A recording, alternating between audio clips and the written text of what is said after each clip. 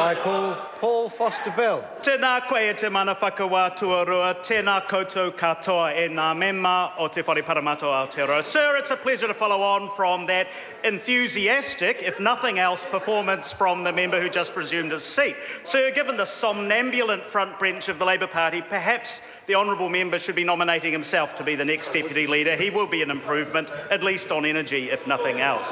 Sir, in speaking to this Local Government Act 2002 Greater Local Democracy Amendment Bill first reading, I'd like to begin by saying the government will be opposing this bill. Sir, I have respect for the member Stuart Nash, who is a hard-working member in his own constituency, and he has great luck, sir, great luck in having this bill been drawn from the ballot, also great luck in beating the excellent candidate Wayne Walford, who I'm sure will be back for another run in Napier at the next election. But, sir, there are several problems and actually several ironies with this bill. One of the ironies I'd like to touch on, and we've heard about the different views of democracy.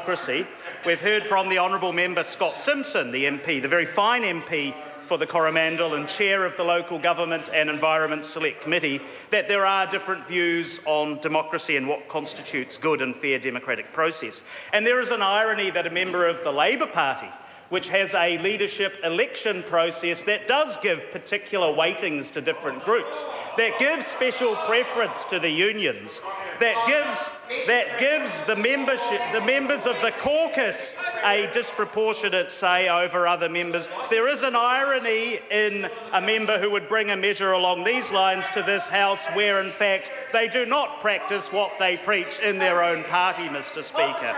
So there is an irony in that, and I don't think it does add anything to New Zealand's democracy. We have a democracy in place. The people of Wellington and the people of Northland, they spoke, they were listened to by this government, and in the end, the plans which did not prove to be popular with the public of Wellington were dropped.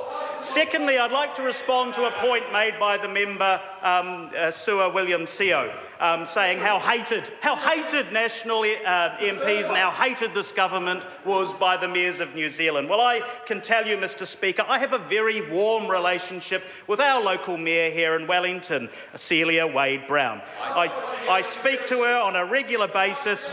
We don't agree on much, Mr. Speaker, but I can tell you we have a respectful and decent relationship. We have a relationship with the mayor, and I know my colleague Chris Bishop has a very warm relationship with his mayor, Ray Wallace, in the Hut, and also with Wayne Guppy. We have very... Order. Can members take a breath and allow the member with the floor to speak? In this city and throughout this country, so, sir, and Wayne Guppy from Upper Hutt, a very, very fine mayor. So I think that's a scurrilous accusation that the member was casting. Now, I'd like to turn to the Local Government Commission. Sir, we have appointed recently a new Chief Commissioner of the Local Government Commission, Lieutenant Colonel Sir Harawira Gardner, a very fine New Zealander, a man with a proud military career, a public servant of this country in the civil service, a notable biographer of the late lamented and our former colleague Parakura Horomia, a person of fine standing and good repute in this country who will do an excellent job. He's a fair-minded man, and we will ensure that our cities do have the right structure going forward, because unlike some members opposite, we don't think that we should be ossified in the distant past. Our country is changing, our cities are expanding. We've heard recently from the Minister of Housing how many consents are being granted to create new housing in this country. Our cities are changing. The world is changing, and technology is leading to a greater need to align our services. Here in Wellington, for instance, we've seen the councils working together effectively, and I applaud them in actually reaching an agreed position on increased internationalisation of our airport.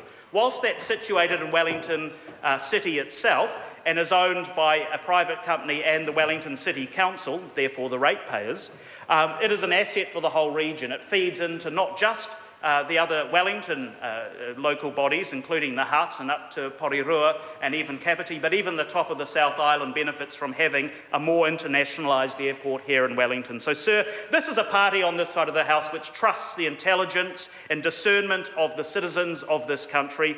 We believe in letting them make the call.